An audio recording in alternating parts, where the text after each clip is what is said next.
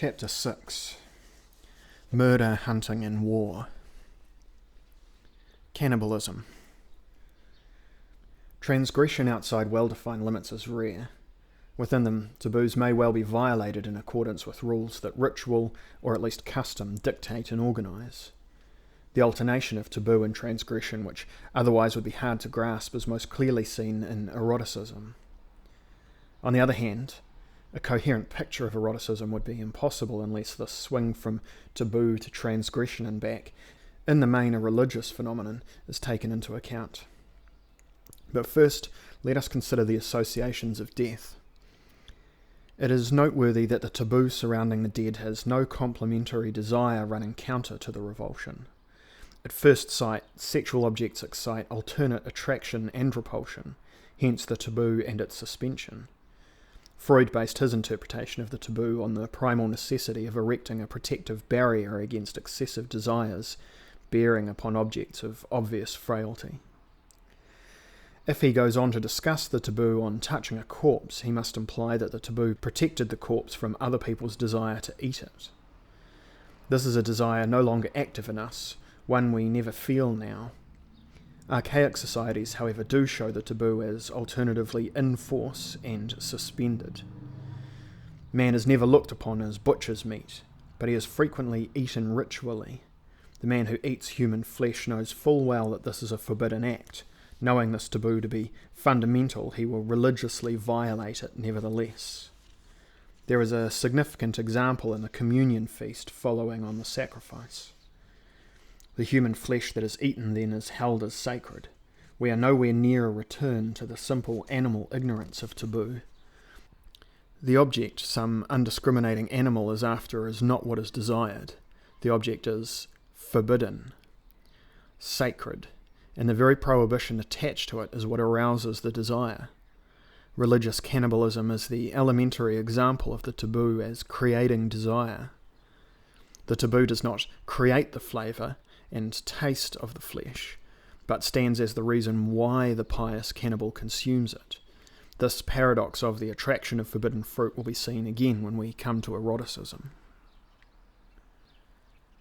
Duels, feuds, and war. We may find the desire to eat human flesh completely alien to us, but not so the desire to kill. Not all of us feel it, but who would go so far as to deny that it has a lively, if not as exacting, an existence among the masses as sexual appetite? There is a potential killer in every man. The frequency of senseless massacres throughout history makes that much plain. The desire to kill relates to the taboo on murder in just the same way as does the desire for sexual activity, to the complex of prohibitions limiting it. Sexual activity is only forbidden in certain cases, but then so is murder. It may be more roundly and more generally forbidden than sexual activity is, but the taboo, like that on sex, only serves to limit killing on certain specific situations. The formula has a massive simplicity. Thou shalt not kill. Universal, yes, but obvious exceptions are implied, except in wartime, and other circumstances allowed more or less by the body politic. So, there is a nearly perfect analogy between it and the sexual commandment that runs, Thou shalt not perform the carnal act except in matrimony alone. To this should be obviously added, or in certain cases hallowed by custom. A man may kill another in a duel, in a feud, and in a war. Murder is criminal. Murder implies that the taboo is either not known or not heeded. Duels, feuds, and war do violate an accepted taboo, but according to set rules. In the duel of today, with its complicated procedure, the sense of something forbidden is dominant. Not so with primitive peoples. With them, the taboo could only be violated with a religious intent. The duels cannot have been the confrontation of mere individuals as they were from the Middle Ages onwards. In the first place, the duel was a form of war. The two sides pinned their faith on the valour of their champions, who met in single combat after a challenge duly given and received, fighting it out in front of the masses intent on mutual destruction. Feuds are a kind of war where the antagonists belong to a tribe rather than to a territory. Like duels, like war, they are ordered with detailed precision. The hunt and the expiation of the animal's death. In feuds and duels, and in war, which we shall consider later, it is a man's death that occurs, although the law forbidding killing is earlier than the distinction felt by man himself and the larger animals. Indeed, this distinction comes quite late. To begin with, man saw himself as like the animals, and this attitude persists to this day in hunting peoples with their primitive customs. Hence, the hunting of primitive man is no less than duels, feuds, and war, a form of transgression. Yet there is one significant difference. It seems that murder of a fellow human was unknown in the very earliest times when humanity was closest to the animals. Footnote: there is no taboo as such on the killing by one animal of another like itself, but in fact such killings are rare in instinctive animal behaviour, whatever difficulties instinct may raise. Even fights between animals of the same species do not necessarily end in a kill. On the other hand, in those days it must have been usual to hunt other animals. We could maintain that hunting is the outcome of work, made possible only by the fabrication of stone tools and weapons. But even if the taboo were generally a consequence of work, it could not have come into being so swiftly as to rule out a long period during which hunting developed, and no taboo on killing animals surrounded it. Anyway, we cannot imagine a period dominated by the taboo, and then a return to hunting after a deliberate act of transgression. The taboo on hunting offers the same characteristics as other taboos. I have stressed the fact that, broadly speaking, there is a taboo on sexual activity, but this can only be readily grasped through a comparison with the taboo on hunting among hunting peoples. Men do not necessarily abstain from the forbidden activity, but take part in it as a conscious infringement of the law. Neither hunting nor sexual activity could be forbidden in practice. The taboo cannot suppress pursuits necessary to life, but it can give the significance of a religious violation. It imposes limits on them and controls the form that they take. It can exact penance from the guilty. The act of killing invested the killer, hunter, or warrior with a sacramental character. In order to take their place once more in profane society, they had to be cleansed and purified, and this was the object of expiatory rituals. Primitive societies give numerous examples of these. Prehistorians usually ascribe a magical significance to cave paintings. The hunters were after these animals, and they were depicted in the hope the pictorial expression of the wish would make the wish come true. I am not so sure that this was so. Might not the secret and religious atmosphere of the caves have corresponded with the religious nature of transgression, which indisputably invested the hunt with significance? Representation would then have followed on transgression. This would be difficult to prove, but if prehistorians were to visualize the alternation of taboo and transgression, and perceive clearly the religious aura that surrounded the animals as they were done to death, I think we might adopt this standpoint in greater harmony with the importance of religion in the earliest development of humanity, in preference to the magical image theory, which has something poor and unsatisfying about it. The cave drawings must have been intended to depict that instant when the animal appeared, and killing, at once inevitable and reprehensible, laid bare life's mysterious ambiguity. Tormented man refuses life, yet lives it out as he miraculously transcends his own refusal. This hypothesis rests on the fact that expiation regularly follows upon the killing of an animal among peoples whose way of life is probably similar to that of the cave artists. Its great merit is to suggest a coherent interpretation of the Lascaux pit painting, where a dying bison faces the man who has probably killed it, and whom the painter shows as a dead man. The subject of this famous picture, which has called forth numerous contradictory and unsatisfactory explanations, would therefore be murder and expiation. This view has at least the virtue of replacing the magical and utilitarian interpretation of cave pictures with its obvious insufficiency, by a religious one, more in keeping with notions of the ultimate in human sacrifice that are usually the concern of art, and are here echoed by the prodigious paintings come down to us from the depths of the past.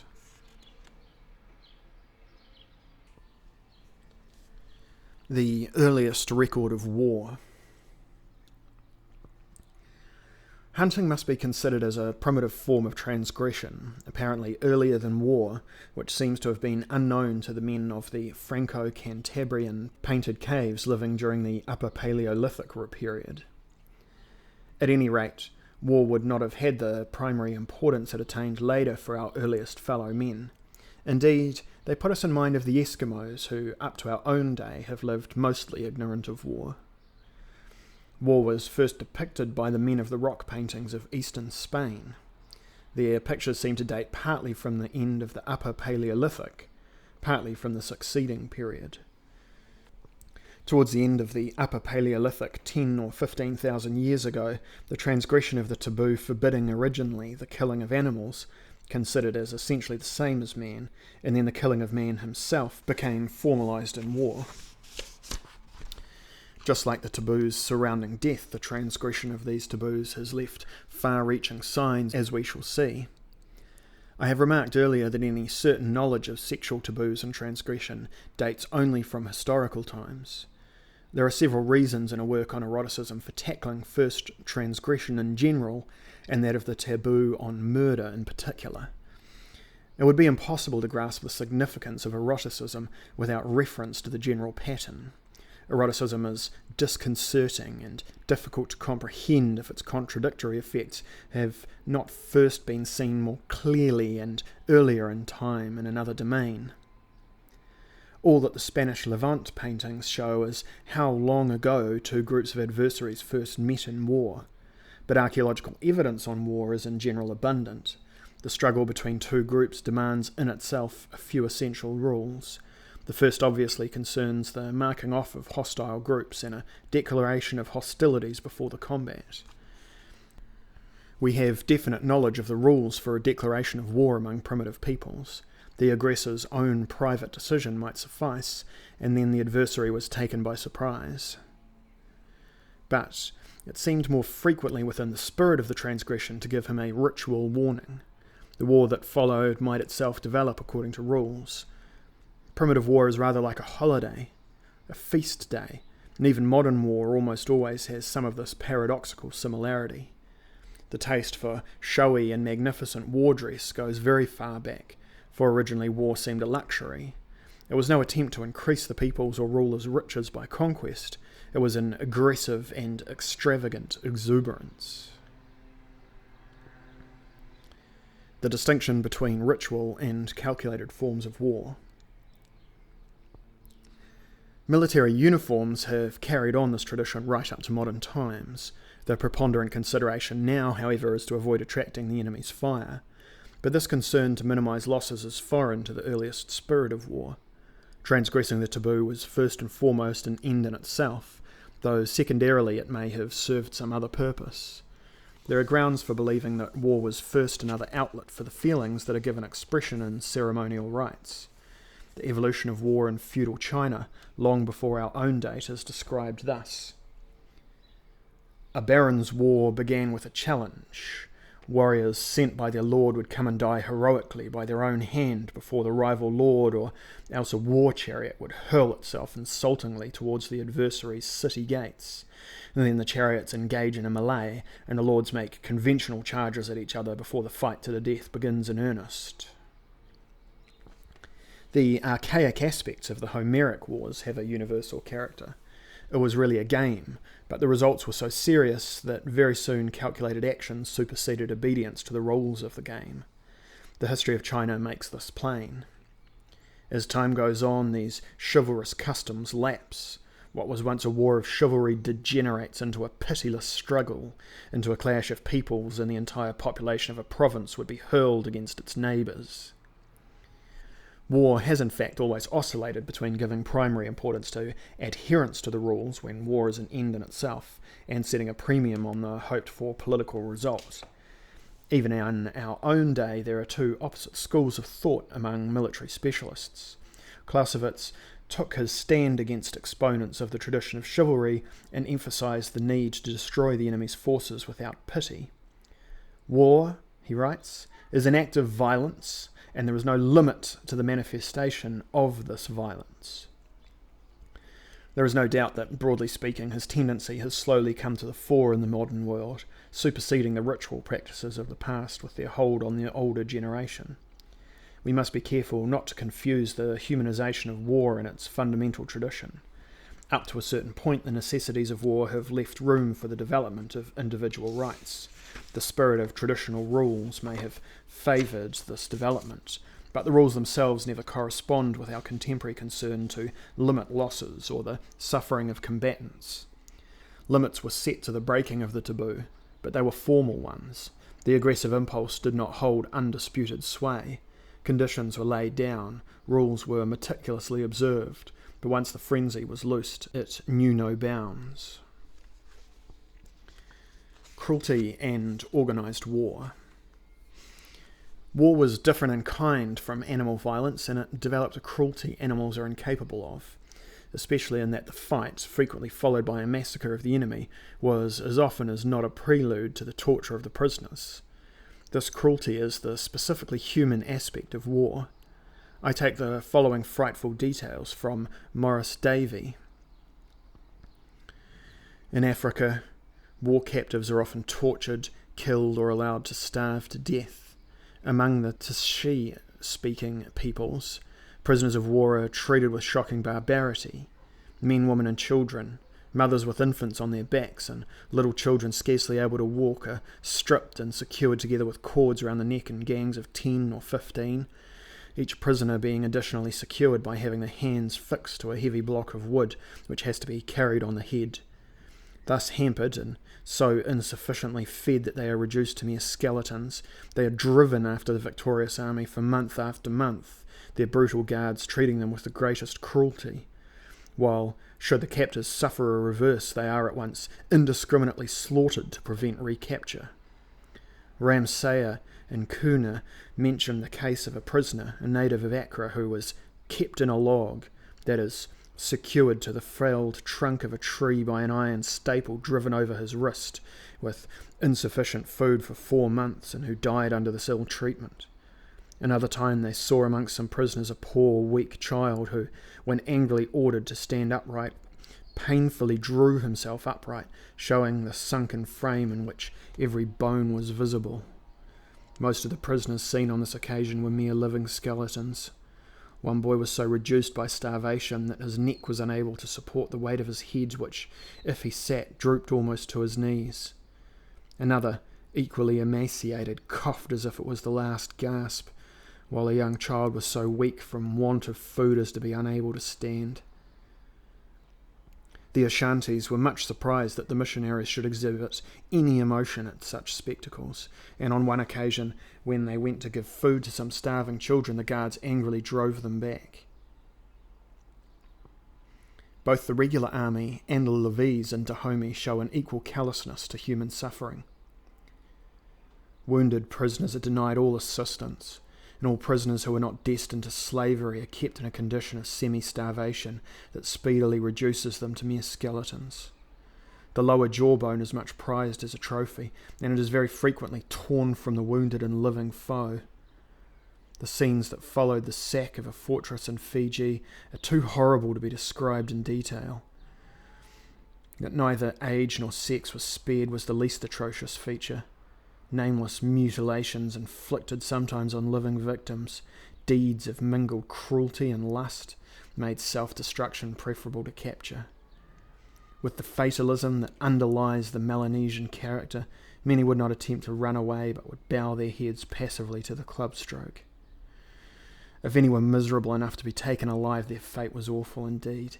Carried back bound to the main village, they were given up to young boys of rank to practice their ingenuity in torture, or stunned by a blow when they were laid in heated ovens, and when the heat brought them back to consciousness of pain, their frantic struggles would convulse the spectators with laughter.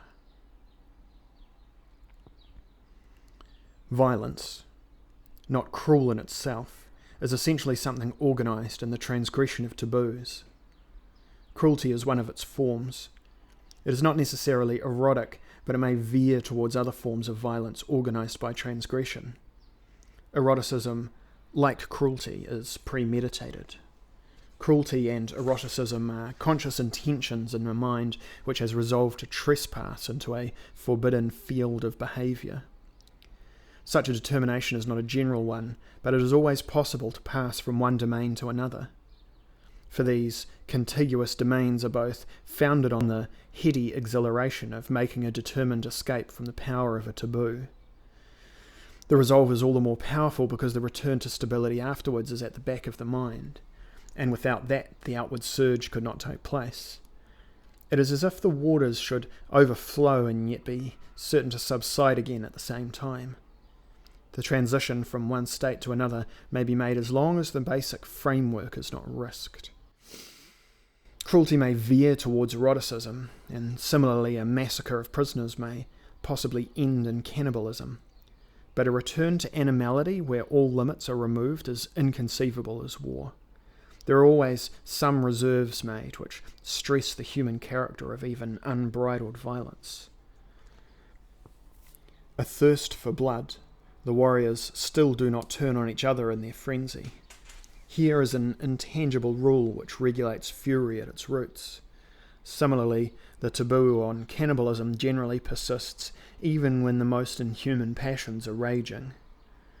We must point out that the most sinister forms are not necessarily linked with primitive savagery. Organised war with its efficient military operations based on discipline, which, when all is said and done, excludes the mass of the combatants from the pleasure of transgressing the limits, has been caught up in a mechanism foreign to the impulsions which set it off in the first place. War today has only the remotest connection with war as I have described it. It is a dismal aberration geared to political ends. Primitive war itself can hardly be defended. From the outset it bore the seeds of modern warfare, but the organised form we are familiar with today, that has travelled such a long way from the original organised transgression of the taboo, is the only one that would leave humanity unsatisfied.